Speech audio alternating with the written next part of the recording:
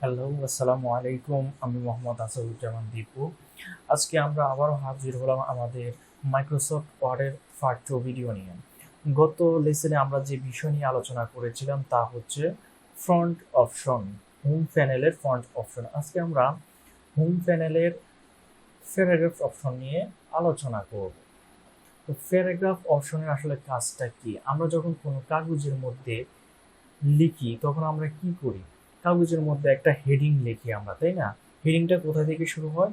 Middle থেকে শুরু হয়। তারপরে আমাদের লেখাটা বাম সাইড থেকে শুরু হয় এবং পরবর্তীতে এন্ড করতে গিয়ে লেখাটা যখন আমরা শেষ করি, শেষ পর্যন্ত দেখা যায় আমরা ডাইনও কিছু লেখা লিখি। এই যে ডানে বামে মিডলে আমরা করতেছি এবং লেখার মধ্যে আমরা বিভিন্ন পয়েন্ট দিতেছি, নাম্বারিং করতেছি 1 2 3 দ্বারা।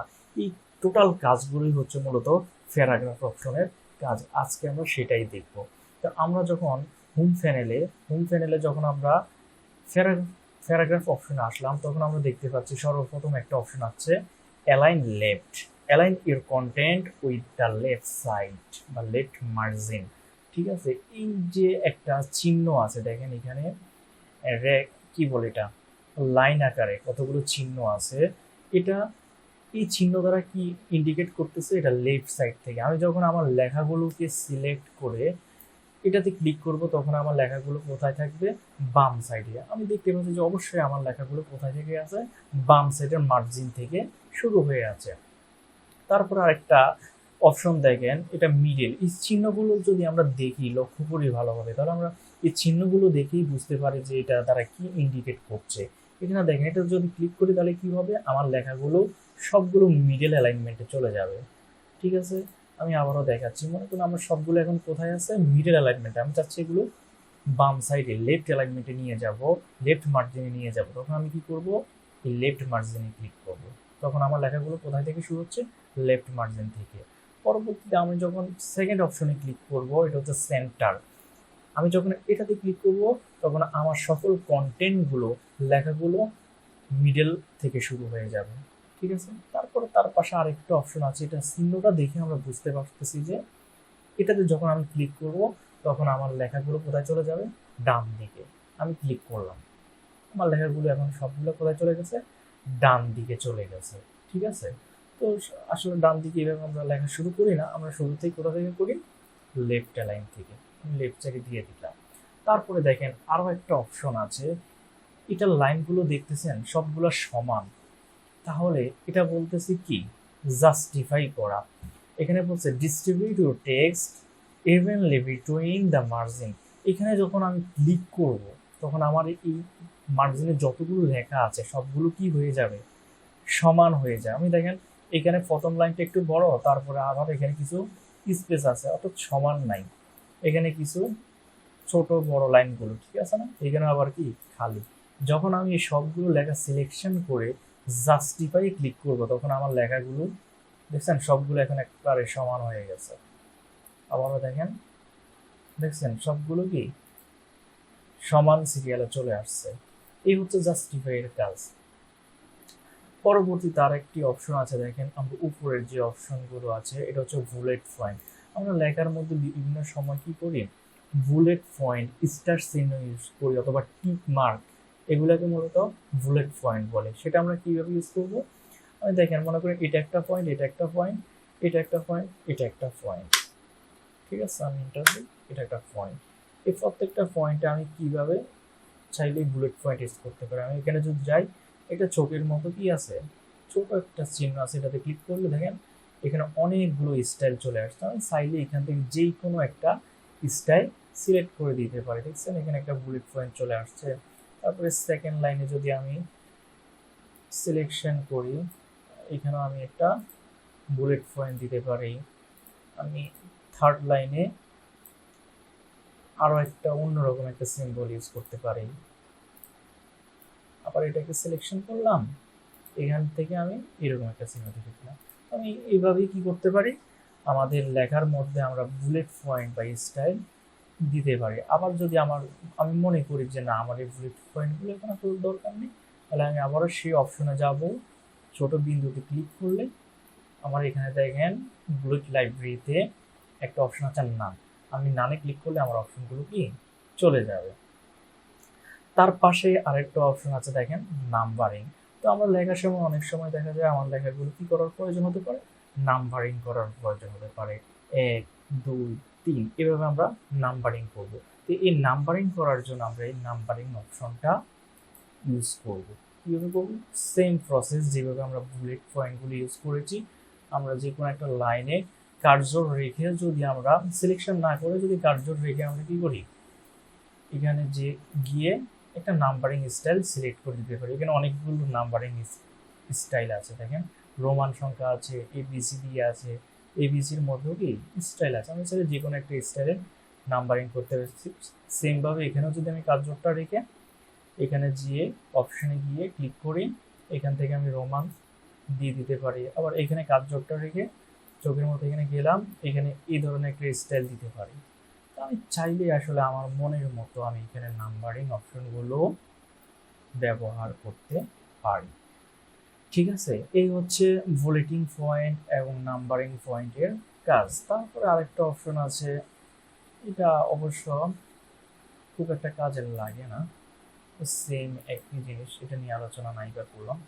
পরবর্তীতে দেখেন উপরে একটা অপশন আছে ডিক্রিজ ইনডেন্ট, আর একটা হচ্ছে ইনক্রিজ ইনডেন্ট। আমি যখন এটার মধ্যে কার্যটা নিচ্ছি তখন একটা লেখা আসতেছে move your paragraph closure the margin. বলতেছে কি, আমরা চাইলেই আমাদের লেখাগুলোকে মুভ করতে পারবো, লেখাগুলোকে ডিক্রিজ করতে পারবো। আমি যখন দেখেন আমার লেখাগুলোকে আমি সিলেকশন করলাম, এই লেখাগুলো সিলেকশন করে আমি যখন ডিক্রিজ ইনডেন্টে ক্লিক করবো তখন কি হয়, আমার লেখাটা কি মুভ হচ্ছে। আবার যখন আমি ইনক্রিজ ইনডেন্টে ক্লিক করবো আমার লেখাগুলো ইনক্রিজ হবে, ডান দিকে মুভ হবে। ঠিক আছে, আমরা চাইলে আমাদের এরকম প্রয়োজন হতে পারে যে আমার লেফট সাইডে আমি একটু খালি রেখে তারপরে লেখাটা শুরু করতে চাচ্ছি, তখন আমরা এই ইনক্রিজ ইনডেন্টের কাজটা করব। এবং আবার যদি চাইলে না আমার এটা ডান দিক থেকে শুরু আমরা ডিক্রিজ কমাই দিতে পারি। ঠিক আছে, প্রথমটা এখান থেকে শুরু করলাম, মনে করলাম যে না আমার এই দ্বিতীয় লাইনটা আমি আরো ডান দিক থেকে শুরু করবো, তখন আমি ইনক্রিজ ইনডেন্টে ক্লিক করবো, তখন আমার লেখাটা কি ডান দিকে চলে যাবে। আশা করি বুঝছেন ইনক্রিজ এবং ডিক্রিজ ইনডেন্টের কাজ। তারপরে আরো একটা অপশন আছে এখানে দেখেন, আমি সবগুলো স্টাইল আপাতত বাদ দিই, দরকার নেই। করি আমি আবারও লেখা নিয়ে আসি।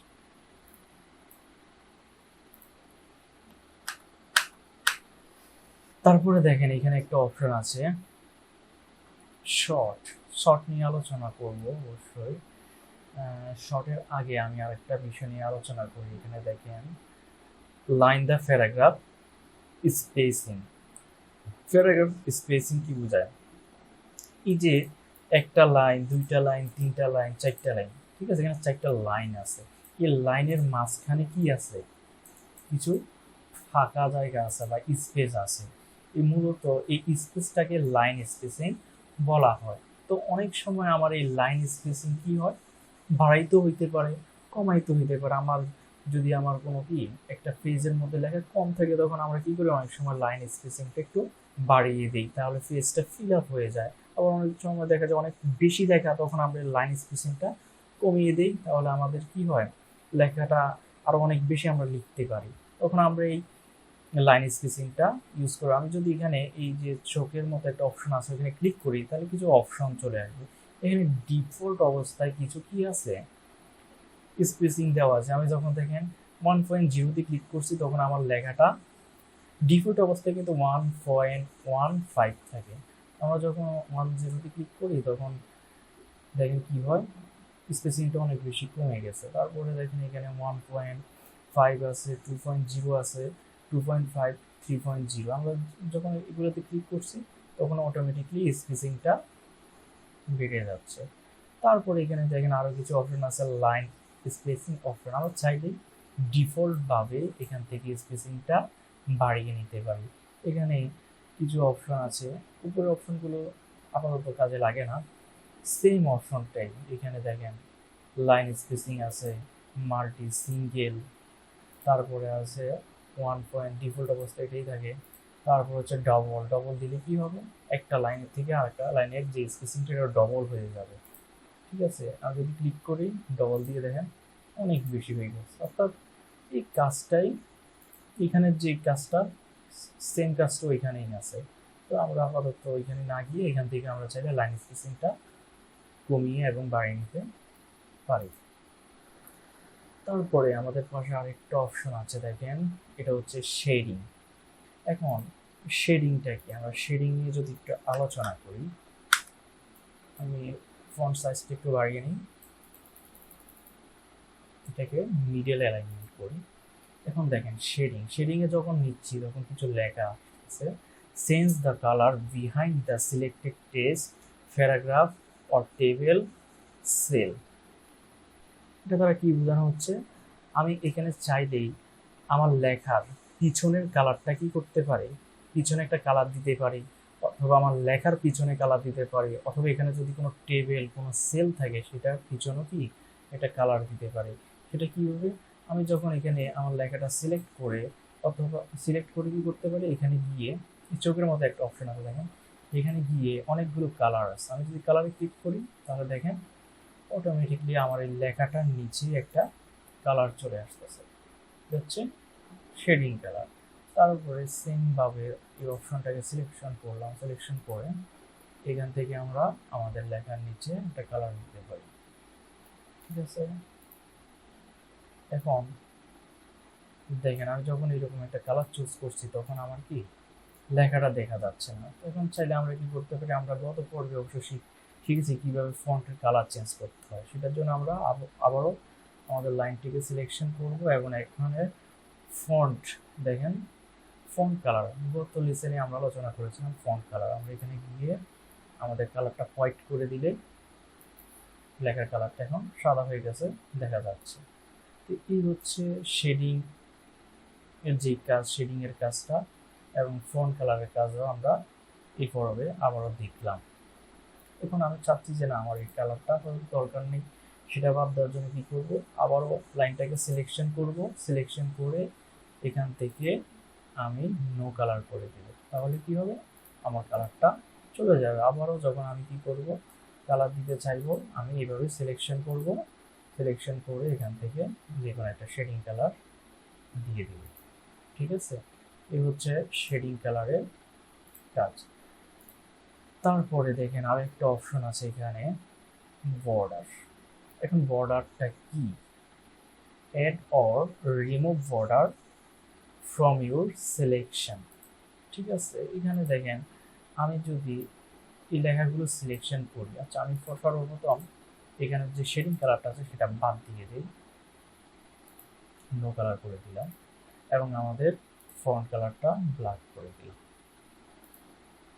ঠিক আছে, এখন দেখেন আমি চাচ্ছি যে লেখাগুলো সবগুলো কি হবে বর্ডারের মধ্যে থাকবে। এখানে বর্ডার অপশনে যদি যাই তাহলে দেখেন কি হয়, এখানে অনেকগুলো অপশন আছে, bottom border, top border, left border, no border, all border. এখন আমি যখন অল বর্ডারে ক্লিক করি তখন দেখেন আমার লেখাটার চারপাশে একটা বর্ডার হয়ে গেছে। ঠিক আছে, এইভাবে আমরা আমাদের লেখার মাঝখানে কোনো প্যারাগ্রাফের বিশেষ অংশকে আমরা কি করতে পারি, বর্ডার দিয়ে ইন্ডিকেট করে দিতে পারি এই বর্ডার অপশনের মাধ্যমে। আবারও যখন আমরা কি করব, আমাদের লেখাটা সিলেকশন করে আমরা এখানে ক্লিক করেই আমাদের এই বর্ডারটা বাদ দিয়ে দিতে পারি। এখানে দেখেন নো বর্ডার দেওয়া আছে, এটাতে ক্লিক করলে আমাদের বর্ডারটা চলে যাবে। এখন আমরা চাচ্ছি যে না আমাদের এই বর্ডারটা কোথায় দরকার, টপে দরকার, তখন আমরা এই টপে ক্লিক করলে আমাদের এই বর্ডার একটা উপরের সাইডে কি হয়ে যাবে, একটা বর্ডার বা লাইন চলে আসবে। এইভাবে আমরা বিভিন্ন ভাবে আসলে আমরা বর্ডার ইউজ করতে পারি। আমরা চাইলে কি এখান থেকে দেখেন লেফট সাইড, ইনসাইড, এখানে left side, right side, inside আছে, আমি যদি লেফট সাইডে ক্লিক করি তাহলে লেফট সাইডে একটা লাইন চলে আসছে। এই হচ্ছে মূলত বর্ডার অপশনের কাজ। পরবর্তীতে আমরা যদি আরও কিছু অপশন আছে অবশ্য বর্ডারের মধ্যে, এখানে আমি লোরেনসন এখানে যদি অল বর্ডার করে দিই এটার মধ্যে একটা বর্ডার চলে আসবে। ঠিক আছে, তারপরে বর্ডার শেডিং, এখানে গেল আরও কিছু অপশন আছে সেম, এখানের যে কাজটা এখানে যে অপশনগুলো আছে সেম কাজটাই বর্ডার এবং শেডিং এর মধ্যে আছে। এগুলা আসলে খুব একটা প্রয়োজন হয় না এখান থেকে আলোচনা করতেই হবে এমন কোনো, আমরা এখান থেকেই এই বর্ডার এবং শেডিং গুলো ইউজ করতে পারি। তারপরে আমাদের আরেকটা বিষয় আছে, সেটা হচ্ছে শর্টস। এবং এই শর্টটা কি? শর্ট হচ্ছে, যদি বুঝাই, আমরা যখন কি করি এবিসি দ্বারা সিরিয়াল করি কোনো কিছু, এ বি,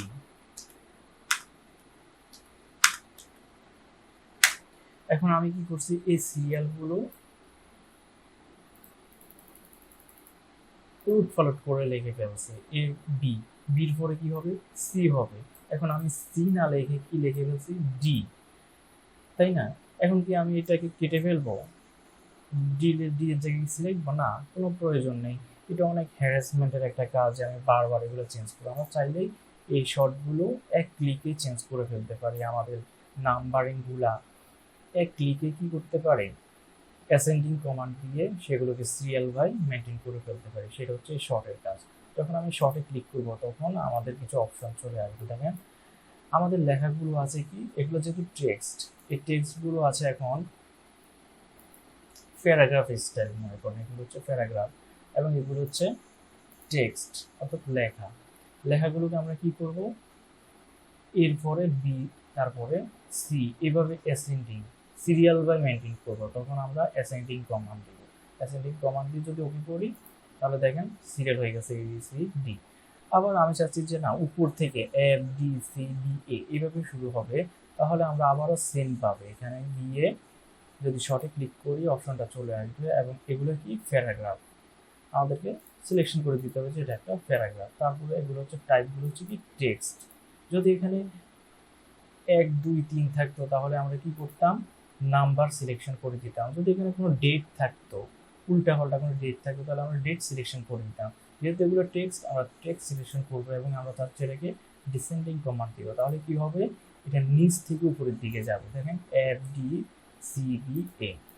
সেম ভাবে আমরা যদি 1 2 3 4, ঠিক আছে, এভাবে মেনটেন করি,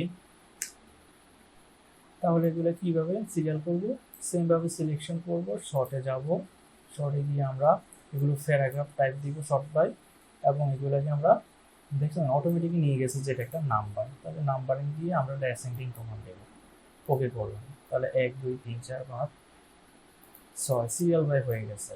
তারপর আবার এগুলো যদি আমি চাই না নিচ থেকে শুরু হবে বড় থেকে, তাহলে সেটার জন্য ডিসেন্ডিং কমান্ড দিলে সেটা নিচ থেকে বড় থেকে ছোটর দিকে যাবে।